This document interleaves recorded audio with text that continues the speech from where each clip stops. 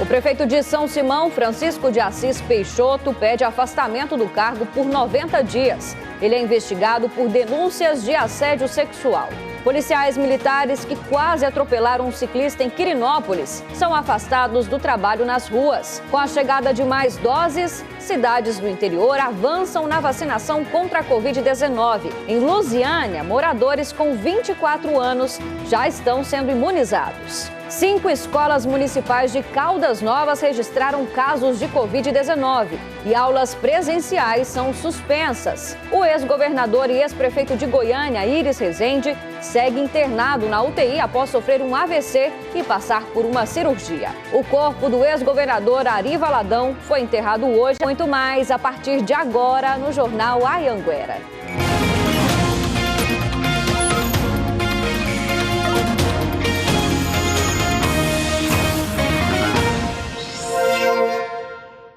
Olá, boa noite para você. Agora 7h08. Muito bem-vindo ao Jornal Anhanguera desta segunda-feira.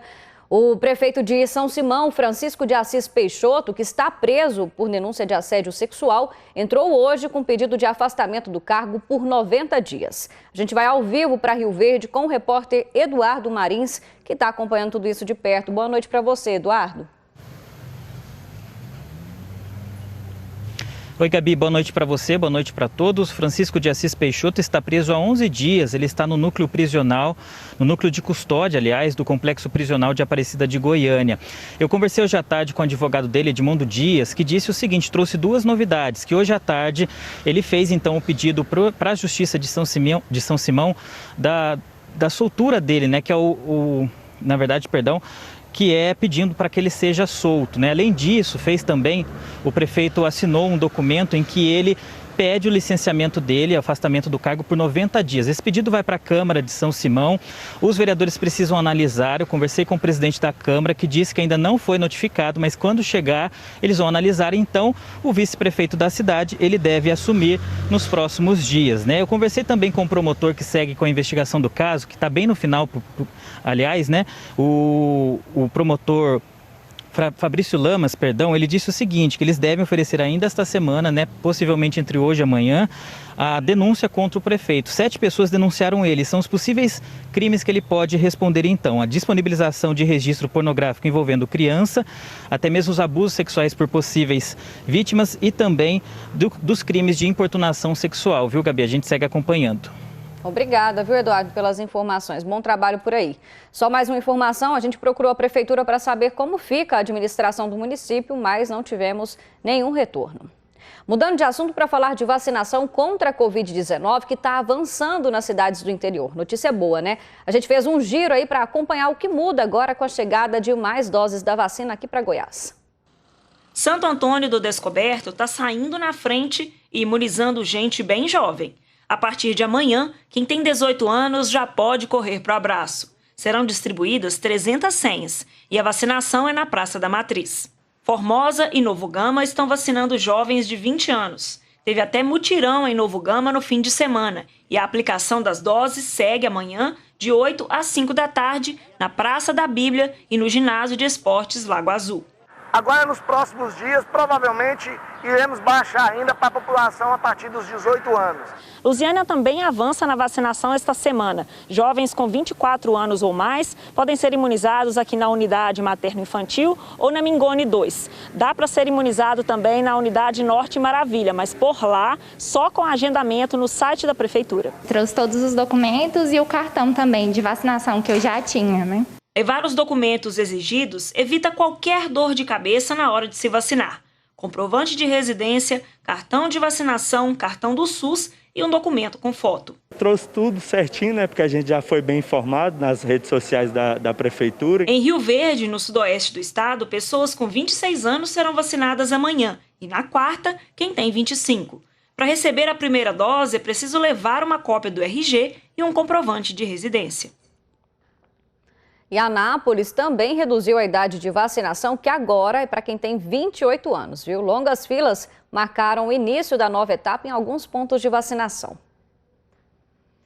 Essa agulhada veio como um presente. Ela fez 28 anos na semana passada. Presentão. Estava com muito medo, de ser infectada pelo vírus antes de ter vacinado. Com a redução da idade em Anápolis de 30 para 28, a fila neste postinho dava voltas no quarteirão. Olha só o mar de gente. Na região sul, chamou a atenção a quantidade de carros aguardando pela vacina no drive-thru da Companhia de Trânsito. Segundo a Prefeitura, com a chegada de 9.600 doses no final de semana, a vacina está disponível nos 10 pontos de vacinação das 8 da manhã às 4 da tarde. O Guilherme quis garantir a dele hoje mesmo. Ontem à noite, antes de dormir, me avisaram e eu já arrumei para vir para cá cedinho. Na região metropolitana também teve redução de faixa etária. Goiânia começou a imunizar hoje pessoas a partir dos 28 anos, mas somente nos drive-thrus. É que as vagas para vacinação nas unidades de saúde estão todas preenchidas até a quarta-feira por pessoas da faixa etária anterior. Vizinha da capital, Aparecida começou a vacinar moradores com 26 anos ou mais. As doses estão sendo aplicadas no drive-thru da cidade administrativa, onde é só chegar e vacinar, e em 8 unidades de saúde, para quem fez o agendamento. Em Jaraguá, um caseiro se revoltou porque o patrão não quis fazer o adiantamento de R$20 do salário dele. Aí sabe o que ele fez, gente? Ele cortou a orelha desse patrão. O Eduardo Idaló está ao vivo de Anápolis e vai contar essa história absurda pra gente. Boa noite, Eduardo.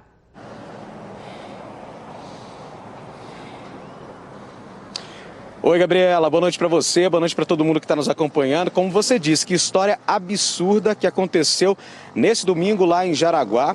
O caseiro de uma propriedade rural que fica às margens da GO 080, ele pediu um adiantamento para o patrão de R$20. E aí, ele não recebeu esse adiantamento. Quando o patrão foi dormir, ele pegou uma faca na casa dele, foi até a propriedade da fazenda e cortou parte da orelha do patrão. A informação que foi repassada pela polícia é que eles foram até lá, a propriedade, fazer o atendimento dessa ocorrência e aí a esposa da vítima contou tudo isso que tinha acontecido. Depois dele cortar a parte da orelha da vítima, ainda tiveram uma briga e eles saíram no braço, nessa propriedade. Acabou que a polícia conseguiu prender em flagrante o caseiro, que foi para a delegacia de Jaraguá, e a informação da delegada Alana Delfino é de que ele ainda está preso e vai responder por crime de lesão corporal. Gabriela, volto com você. Muito obrigada, pelas informações. Boa noite. Implantada no início do ano, a Guarda Civil de Jataí está passando por treinamento para usar armas nas ruas. Ao todo, são 57 homens e 7 mulheres que vão reforçar o trabalho de segurança. Tudo começa na Central de Monitoramento e Denúncias. Guarda Civil Municipal, bom dia. A Guarda Civil Municipal faz a segurança do patrimônio público e monitoramento dos parques e praças da cidade. Os agentes também trabalham em conjunto com a polícia, como nessa ocorrência no fim de semana passado, que acabou com uma festa clandestina, regada a bebidas alcoólicas e drogas. Esse trabalho de policiamento comunitário é o foco, e não deixando de lado esse apoio às polícias militares, polícia civil. Essa é a primeira turma da Guarda Civil Municipal de Jataí. Ao todo, são 50 homens e 7 mulheres que começaram a atuar em janeiro deste ano. Agora, a Guarda Civil se prepara para poder trabalhar com arma de fogo. A equipe está fazendo treinamento. Essa já é a última fase do treinamento. Depois de habilitados, os guardas recebem certificação da Polícia Federal e são autorizados a trabalhar com armamento. A lei que autoriza o uso da arma de fogo por guardas municipais foi sancionada pelo Supremo Tribunal Federal em 2018. A Guarda Armada ela vai contribuir significativamente com a segurança aqui do município de Jataí, atuando em conjunto com as demais forças de segurança. Um acidente na BR-040 em Lusiânia deixou pelo menos 5 pessoas feridas, entre elas uma bebê de apenas 3 meses. Foi uma batida entre uma carreta e um carro de passeio. Essa batida foi registrada pelas câmeras de segurança de um galpão que fica às margens dessa rodovia, perto do distrito de Jardim Ingá. O carro bateu na traseira do caminhão, capotou várias vezes e parou no canteiro central da rodovia. As vítimas foram socorridas e levadas para a UPA de Lusiânia. pelas equipes da concessionária que administra a BR-040 e também pelo SAMU. Entre os feridos, como eu disse, uma bebê de apenas 3 meses. Ela foi levada para o hospital em um carro particular que passou pela rodovia pouco depois desse acidente. Parte da BR ficou interditada para o atendimento aí das vítimas, né? E o motorista e a bebê seguem em estado grave. As outras vítimas tiveram ferimentos leves. Em Caldas Novas, algumas escolas municipais não tiveram aula hoje, viu? É que novos casos de Covid foram registrados em 5 escolas da cidade. O Bruno Dourado vai explicar para a gente que tem uma decisão que saiu ontem, né? E vai valer por quantos dias, então, para a suspensão dessas aulas? Boa noite para você, Bruno.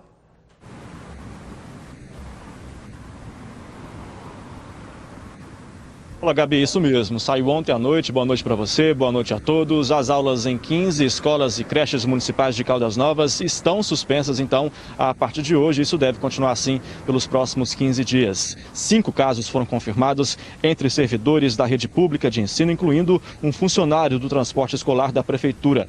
11 casos estão sendo avaliados, são suspeitos até o momento. Durante esta segunda-feira foi feita a limpeza das escolas, também creches e a Secretaria de Educação de Caldas Novas. Os professores das escolas fechadas vão seguir com as aulas, mas só pela internet. A semana passada nós mostramos aqui no JA2 que os profissionais da educação paralisaram as aulas com medo do surgimento de casos de Covid nas escolas. Agora, quase uma semana depois, 5 casos confirmados e as aulas foram suspensas por 5 dias. Vale lembrar que os casos confirmados são entre os profissionais, os professores da educação, incluindo um do transporte escolar, e nenhum caso foi confirmado entre os alunos das escolas municipais. Gabi, volto com você. Obrigada, viu, Bruno, pelas informações. Agora, às 7h21, continua da delegacia de Jaraguá um morteiro encontrado por um morador debaixo de uma ponte. O artefato é do mesmo tipo que foi encontrado em maio em Séries, na cidade de Séries. O Eduardo Idaló volta então ao vivo com mais informações para a gente. Boa noite de novo.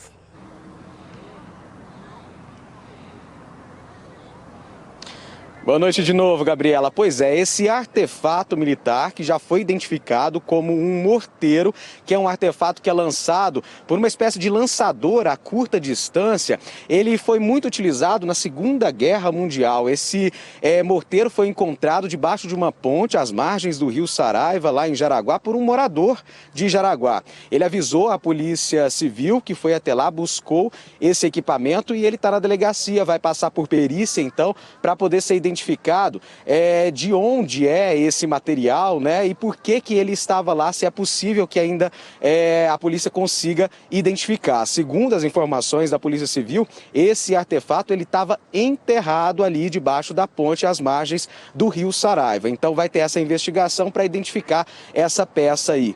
Volto com você, Gabriela. Obrigada, viu, Eduardo? Boa noite. A Polícia Militar afastou os 4 PMs que estavam na viatura, que foi flagrada por uma câmera de segurança quase atropelando um ciclista do nada, em Quirinópolis. O ciclista é surpreendido quando pedalava tranquilo pela rua. Ele leva um susto, que a gente consegue ver aí, chega a pular no chão quando o carro da polícia toca a bicicleta, bate ali nessa bicicleta. Inclusive, a bike desse rapaz ficou bastante danificada, viu? Depois da ação, os policiais vão embora aí sem prestar qualquer assistência. A gente entrou em contato com um rapaz que pedalava essa bicicleta, ele confirmou esse caso para a gente, disse que passa bem. Sobre a ação dos policiais, ele comentou que se sentiu perseguido e que vai registrar um boletim de ocorrência. Por telefone, o major responsável pelos policiais militares em Quirinópolis confirmou que os 4 foram afastados das ruas e vão fazer trabalhos internos agora, até que o caso seja apurado, e isso pode demorar até 60 dias. Rio Verde tem mais de 150 mil veículos e desde o fim do mês passado, nas ruas da cidade já não tem nenhum radar de fiscalização de velocidade. É que o contrato com a empresa venceu e aí os equipamentos foram retirados. As placas indicando fiscalização eletrônica ficaram para trás. Alguns motoristas nem sabiam que os radares foram retirados. Não sabia de mudança alguma, não. Com certeza fica confuso, né? Porque a gente está na confiança do radar. Dia 31 de julho foi o último dia em que os 50 radares espalhados pela cidade estavam operando. É que venceu o contrato entre a prefeitura e a empresa responsável pelos equipamentos. Este contrato tem duração de 5 anos. Depois deste período, a prefeitura não pode automaticamente renovar o documento. é preciso ser feito um novo processo licitatório com a participação de outras empresas. E quem for assumir o serviço, vai ser preciso colocar novos equipamentos e melhores tecnologias. Os trabalhos internos de licitação se iniciaram em março, mas devido à pandemia, devido à suspensão de multa e devido também à alocação de todos os recursos da Prefeitura, no sentido humano, técnico, a questões da pandemia, o processo vem se arrastando. O novo processo está em andamento. Um pregão eletrônico será feito nos próximos dias, com 10 empresas interessadas. Vai ser marcado agora até o final do mês, né? E a gente acredita que até o início de setembro, os radares estão sendo novamente colocados nas nossas vias. Isso não é motivo para cometer imprudência também, né, gente? A MT disse ainda que enquanto os novos radares não forem instalados, as fiscalizações em Rio Verde serão intensificadas pelos agentes de trânsito. Mudando de assunto, o ex-prefeito de Goiânia, Iris Rezende, segue internado na UTI depois de sofrer um AVC e passar por uma cirurgia. O Fábio Castro está ao vivo e diz pra gente aí o que está dizendo esse último boletim que foi divulgado agora pelo hospital, né? Boa noite para você, Fábio.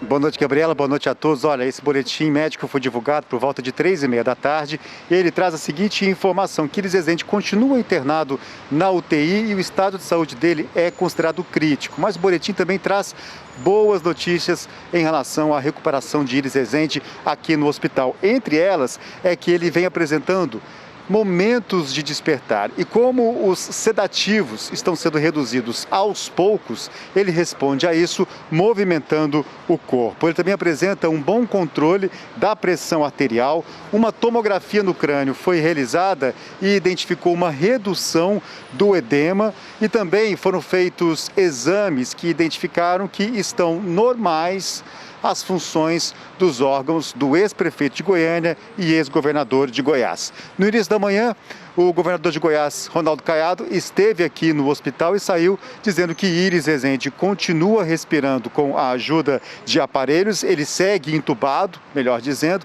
mas que ele consegue também controlar a própria respiração. Lembrando que Iris Rezende veio aqui para o hospital no último dia 3, na sexta-feira, aliás, e há 3 dias, então, ele está internado aqui no hospital. E os médicos decidiram, então, fazer uma cirurgia de urgência. É com você, Gabriela. Obrigada, Fábio. A gente torce pela completa recuperação, né? Boa noite para você. O corpo do ex-governador Ari Valadão foi enterrado agora há pouco aqui em Goiânia. Ele tinha 102 anos e morreu de pneumonia. O corpo de Ari Valadão chegou ao cemitério Jardim das Palmeiras, na capital, pouco depois das 4 da tarde.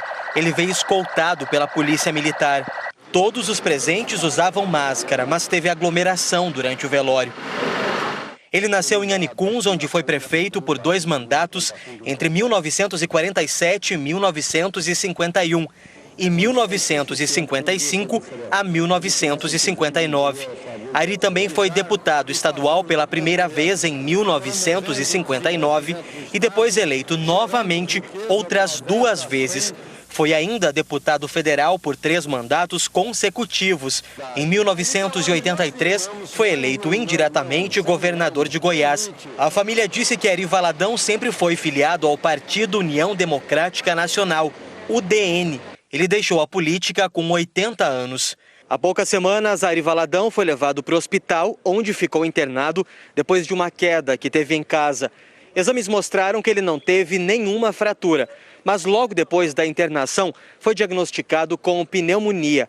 A médica do ex-governador receitou antibióticos e pediu para que ele ficasse em casa. Mas como a saúde estava muito frágil, ele acabou não resistindo e morreu nesta segunda-feira aos 102 anos. Ari Valadão deixa esposa, filhos, netos e bisnetos. Fica um exemplo, né, de um homem honrado, um homem de trabalho, um homem que foi sempre muito humano e muito dedicado. Vários políticos lamentaram a morte nas redes sociais. O governador Ronaldo Caiado divulgou uma nota de pesar e decretou luto oficial de 3 dias pela morte de Ari Valadão. Caiado disse que Goiás perdeu um de seus líderes históricos. O prefeito de Goiânia, Rogério Cruz, disse que está em orações pela esposa, familiares, amigos e admiradores do ex-governador. Mais de 50 mil pessoas esperam por uma cirurgia eletiva, aquela que não é considerada de urgência e que foram suspensas durante a pandemia da Covid-19. Só que agora esses procedimentos vão ser retomados aqui no estado. Imagina só que situação difícil a da dona Sandra, de 50 anos. Ela tinha uma hérnia no intestino. Esperou tanto pela cirurgia de retirada que a hérnia estourou. Ela usa uma bolsa de colostomia e não tem suportado mais as dores. O problema é que ela não consegue agendar o procedimento pelo SUS. Não consigo. Nada. Já estudo por médico, todo tipo de exame. Tudo para onde eles mandam eu vou. É só dando apoio. Não consigo. Por último, eu fui no médico agora, dia 24 do mês passado. Fui até animada. Mas eu vim de lá pior do que o que eu fui. A Maria Tauana, de 29 anos, está há 2 meses internada no Hospital de Urgências de Anápolis. A irmã diz que ela está com a perna quebrada, precisa de cirurgia ortopédica, mas o agendamento nunca sai. Tirou essa gaiola da perna dela, né, esse fixador, disse que depois de uma semana ia fazer a cirurgia na perna dela. E isso vai fazer já quase um mês e pouquinho. Tirou o fixador, depois do fixador era só uma semana para poder realizar a cirurgia. E já remarcou essa cirurgia dela mais de 4 vezes. Uma portaria do governo do estado, publicada em Diário Oficial, autorizou a retomada de agendamento e realização das cirurgias eletivas de média e alta complexidade nas unidades de saúde da rede pública, filantrópica e também privada em todo o estado de Goiás. A medida considera que o aumento do tempo de espera e o atraso na realização da cirurgia podem prejudicar o prognóstico do paciente e sua qualidade de vida. Um balanço feito pela Secretaria Estadual de Saúde contabilizou cerca de 50 mil pessoas aguardam por cirurgias eletivas nos municípios goianos. São as cirurgias consideradas não urgentes. Na fila de espera por cirurgias eletivas, segundo a Secretaria, já estão regulados, aguardando liberação nas unidades de referência do Estado, mais 2.032 pacientes. Entre os procedimentos com maior demanda estão as cirurgias na visão, no aparelho urinário, no aparelho digestivo, as cirurgias ortopédicas e também as do aparelho circulatório. A realização de cirurgias eletivas foi suspensa em março do ano passado, no início da pandemia. Chegou a ser retomada no final de outubro do ano passado. Mas 4 meses depois, ou seja, em fevereiro deste ano, precisou ser suspensa novamente com a segunda onda de Covid-19.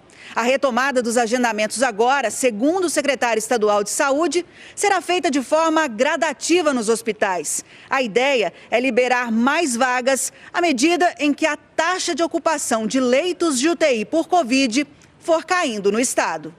Aquelas unidades que não são exclusivas Covid, como, por exemplo, o CRE, o HGG, o UGOL, o UGO, o ANA, o URSO, eles começam agora a produzir cirurgias eletivas. Já começamos a ortopedia lá em Formosa, então é uma retomada e estamos com um planejamento amplo para, assim que diminuir um pouco mais, nós vamos avançar gradativamente. A volta dos agendamentos representa esperança para a dona Sandra e para tantos outros pacientes que esperam na fila.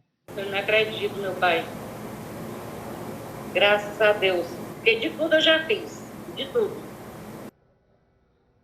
O Hospital Municipal de Aparecida de Goiânia disse que a paciente Sandra Pereira de Andrade já foi encaminhada para um hospital de referência e que assim que forem liberadas as cirurgias eletivas, eles vão avisá-la para agendar a data da cirurgia. Nós ainda não recebemos uma posição do Hospital de Urgências de Anápolis sobre o pedido de cirurgia da paciente Maria Tauana Rodrigues. Um setor que vem se destacando demais na geração de empregos em Goiás é o agronegócio. Os bons resultados fizeram do estado o maior gerador de empregos de toda a região centro-oeste do Brasil. Encontrar um emprego não tá nada fácil, né? O Vitor, que o diga, ficou 6 meses desempregado, mas agora tá feliz. Conseguiu uma recolocação no mercado nessa loja de produtos do campo. Eu já fiz amizade com todo mundo por aqui, né? Eu já tô me sentindo em casa já. A loja que o Vitor trabalha faz parte de um dos setores que viu as contratações dispararem de junho para cá no estado de Goiás. O motivo? A colheita do sorgo e o milho safrinha, além da preparação para o plantio da soja. De acordo com dados do Cadastro Geral de Empregados e Desempregados, o CAGED, em julho, Goiás liderou o ranking da região Centro-Oeste, que é formada por Mato Grosso e Mato Grosso do Sul, com um crescimento de mais de 40% na assinatura de carteiras de trabalho. O agronegócio foi responsável por quase 30% de todas as contratações que aconteceram em Goiás só no mês de julho. Muitos produtores resolveram apostar no plantio de culturas temporárias, como a cana-de-açúcar, que demanda mais insumos e sementes. O resultado disso é mais gente com carteira na mão, só que agora assinada. Esses resultados sugerem sim uma continuidade nos próximos meses, tendo em vista que nós temos a melhora quantitativa de uma série de variáveis macroeconômicas nos últimos meses. A despeito de tudo isso, a política de imunização segue enquanto sendo uma das principais medidas de apoio econômico dentro da atual conjuntura, pois vai garantir a retomada de outras atividades. Hora da nossa imagem do dia, gente. Em Anápolis, uma cadelinha adotou um gatinho abandonado. Curioso é que essa cadela nunca teve filhote, viu? Mas depois que adotou o gatinho, o pessoal da casa adotou esse gatinho, a cadelinha começou a ter leite e amamentar. Um gesto muito lindo, né, de amor e carinho. Uma boa noite para você, viu? Até amanhã.